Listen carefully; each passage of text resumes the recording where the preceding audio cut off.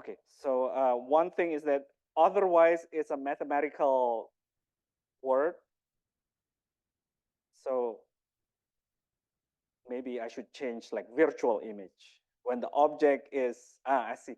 Maybe this one I should change when the image is behind the lens, and this one when the image is in front of the lens, in a bracket virtual image.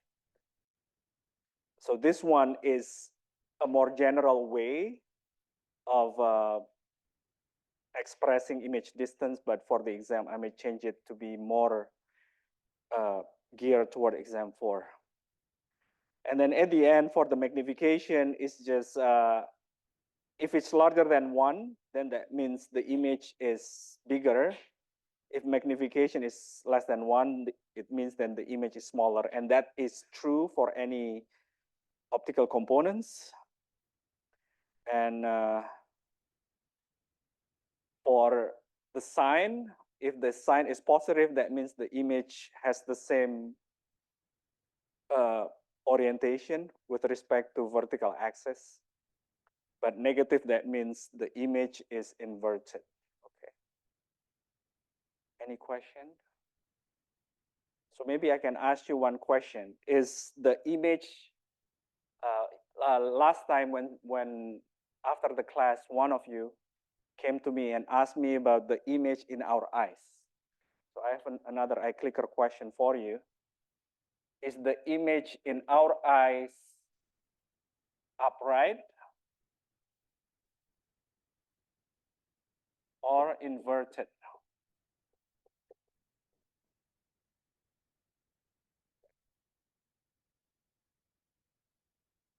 So if there is this eyes and this is an object, is the image like this, which is B, or like that, which is A? So I'm sending this to iClicker.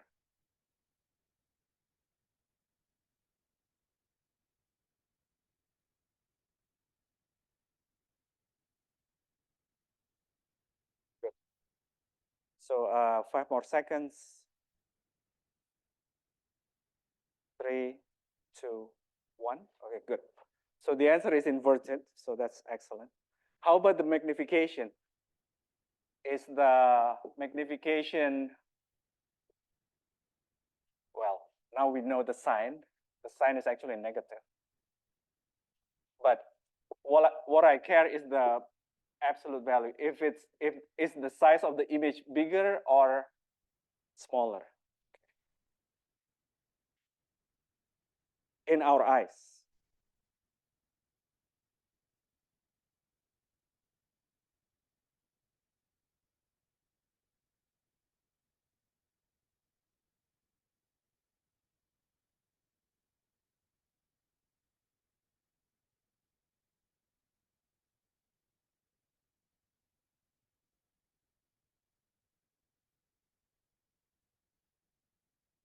All right, 5 more seconds. Maybe I can show you the answer.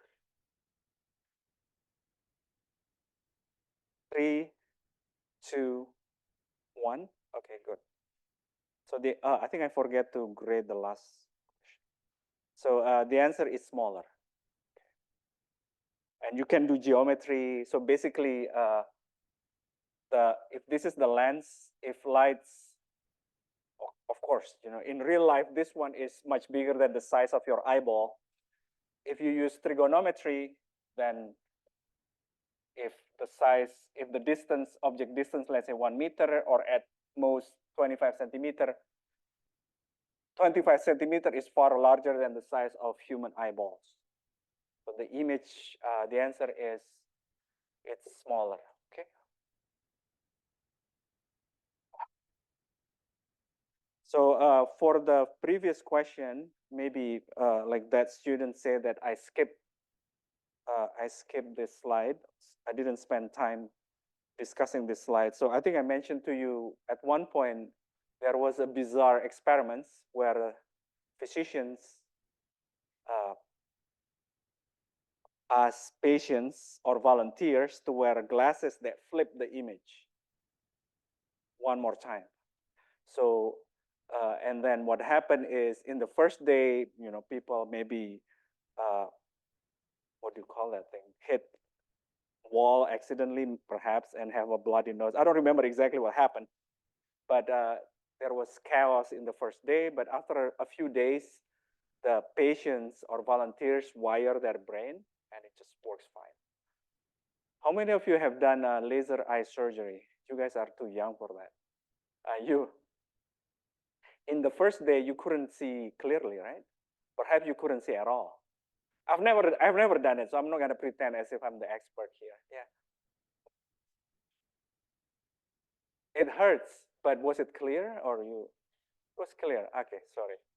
I just assumed that it wasn't clear, and then throughout the first and second day, your brain rewire some nodes and then gets better.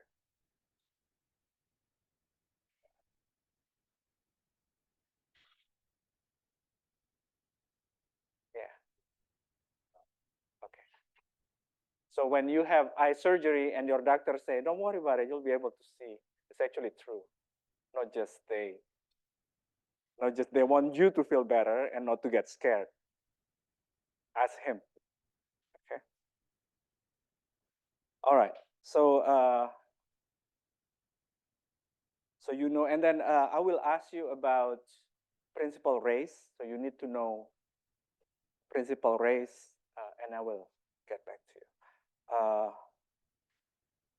I may ask you to draw principal race. I will let you know after I finish making the exam. Then you need to take a picture of your scratch pad, and we'll grade your scratch pad. Yeah, you have a question. Oof. There are so many of them, right? Let's see. I need you to not see my screen. Maybe do like this. My iPad. I don't have the. Let me. Okay. She wants me to go over a principal race. Any other question while I'm trying to get the slides? So I'm gonna go to the slide.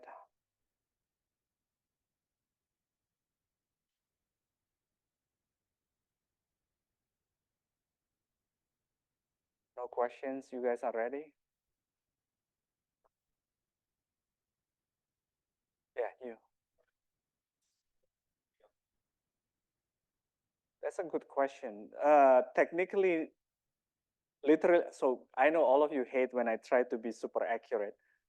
In this class, we don't really study double lens system, and we don't study, I skip lens equations. But actually magnifying glass, if you think about it, is double lens system. So one is the magnifying lens. That's one lens. Second is your eye. So 1 and 2. But am I gonna ask you to apply that? If I ask you, it will be bonus question. But I plan to skip that. So mathematically, no, but actually magnifying lens, anything like glasses, myopic, hyperopic calculation, those are two lenses. Your eyes and your glasses, my glasses.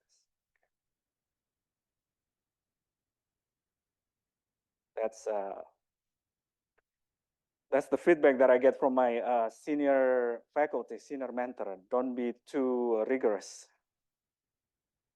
So probably the answer to your question is no. All right, so principal race. I like to study principal race or cover principal race in the context of everything, meaning in the context of concave mirror, convex, converging lens, and diverging lens. Okay.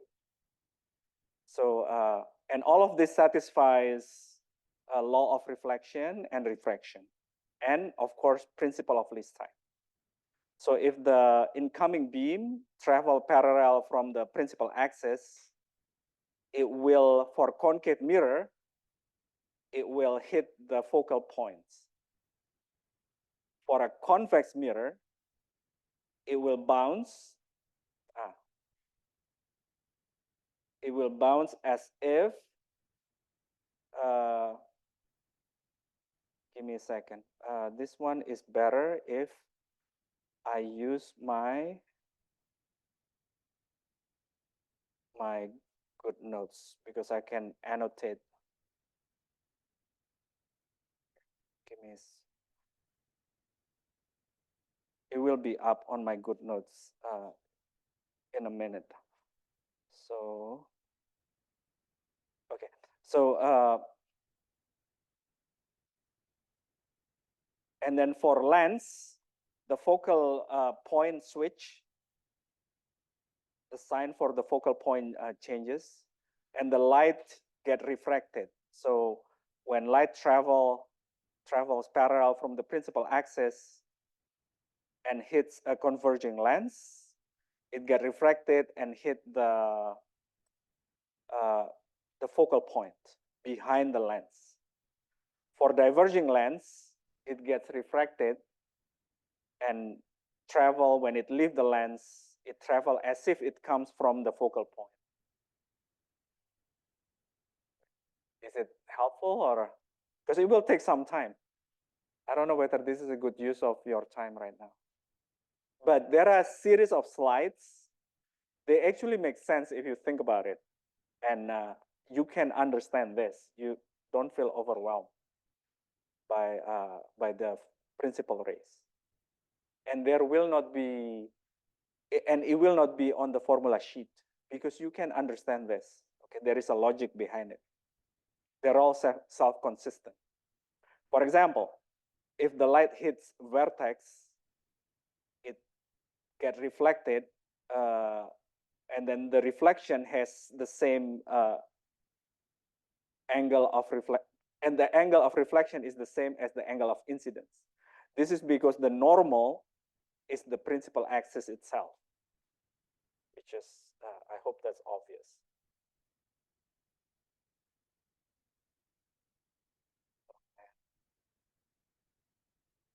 No, I understand. Okay, good.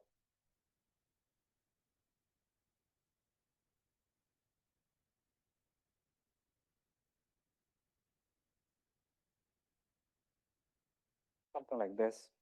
Okay. Right. So this is because the normal is this line here. Similarly, for the convex mirror, the normal is the line that I'm highlighting, which is the principal axis. And the normal along the surface of a mirror is the line from the surface of the mirror, and you draw a straight line that hits the center of the curvature. So all of these are normal. Similarly here, the line starts from the curvature to the mirror. All of these are the normal of any points along the mirror. Like this one, for example.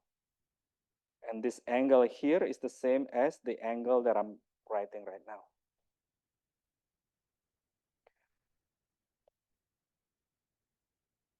Any question?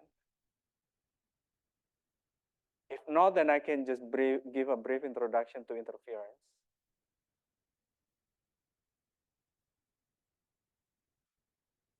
How about people at the back?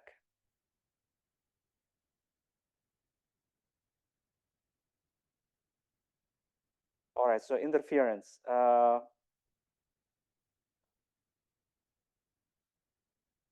Interference. So why do we need interference, or why we study interference?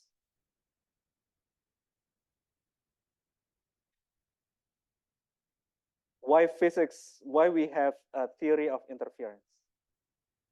What's wrong? I guess the question is, what's wrong with ray optics? So in physics, every time we have a new theory, it's actually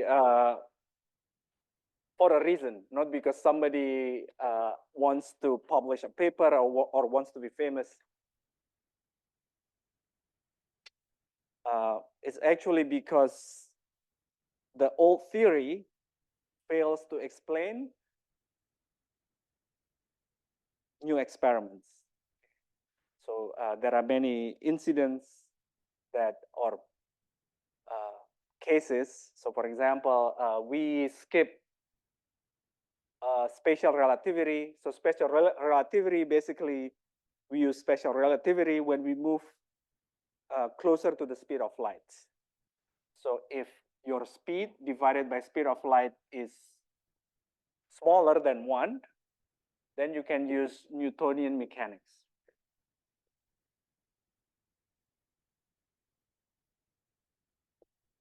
But if your speed is comparable but still smaller, sorry, what is that?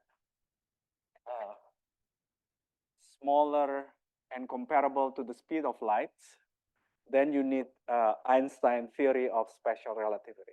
So that's one.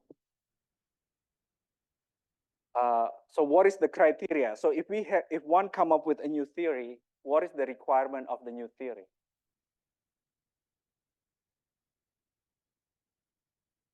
Alex.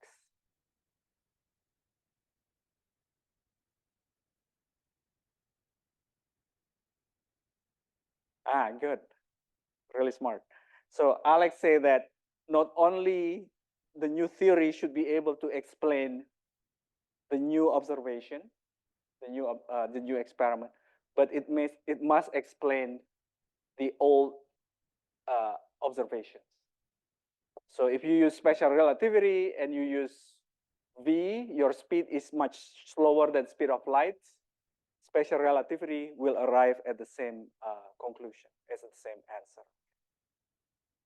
In fact, a good theory should be able not only arrive at the same answer, and it should explain why for many centuries physicists, like human, basically missed that. In this case, one of the answers is because it's really difficult to travel closer to the speed of light. Right? We need accelerator to reach that point. Okay, so that's one. Is there any other example? Another example is quantum mechanics. It's really good to explain small systems. Newtonian mechanics is good to explain like our daily observations here. But in optics, maybe you still remember, as long as the size of the opening or orifice, let's call this X, is much bigger than the wavelength of light, then we can use ray optics. Okay. But if the dimension of the object is comparable to the wavelength, then we use, I think I used the phrase wave optics. I need to check the phrase that your textbook uses. So basically here, if lenses is way bigger than the wavelength of light, so for visible rays, lambda is about 500 nanometer. So these lenses here are bigger than nanometer. So we can use ray optics. But if the size of the openings is closer to the wavelength of light, then ray optics fail. Okay. So I'll tell you an example. So let's say I'm running this experiment, and this is a top view, right? And I have, let's start with one opening.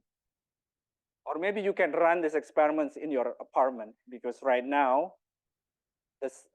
your apartment is way bigger than, I hope, way bigger than the wavelength, okay? Unless you're really small. All right, so you open one window, and you have a screen here. And the way I plot this is the intensity, how bright your room is. Okay, so if I plot a curve, the farther from this axis is the brighter your room.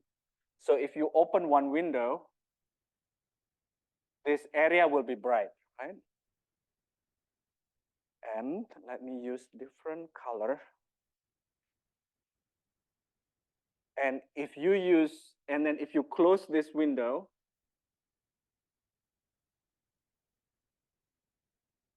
and you open a different window, what will you see? You've done this, right? Or you always keep your windows closed? You will see like this. So the further the plot from this axis, the brighter the room, the position of the room. And then let's say you open two windows, what will you see? If you have two windows, you open both of them, the room will get brighter or darker? Brighter. So basically you sum the two, you get this. This is because your room is way bigger than the wavelength of light. So what happened is Thomas Young did an experiment, simple experiment that is very conclusive, that shows that ray optics is not valid for small object. Okay, and this provides the foundation of quantum mechanics. So what happened right now, we are in this regime where the order of magnitude of the opening, and you can call this, let's say, X, and the opening is also X. If you open one window, you get a shape of like similar intensity. So this is with one window and two windows. But what is interesting is that when you open both windows, you get something like this. Okay, you get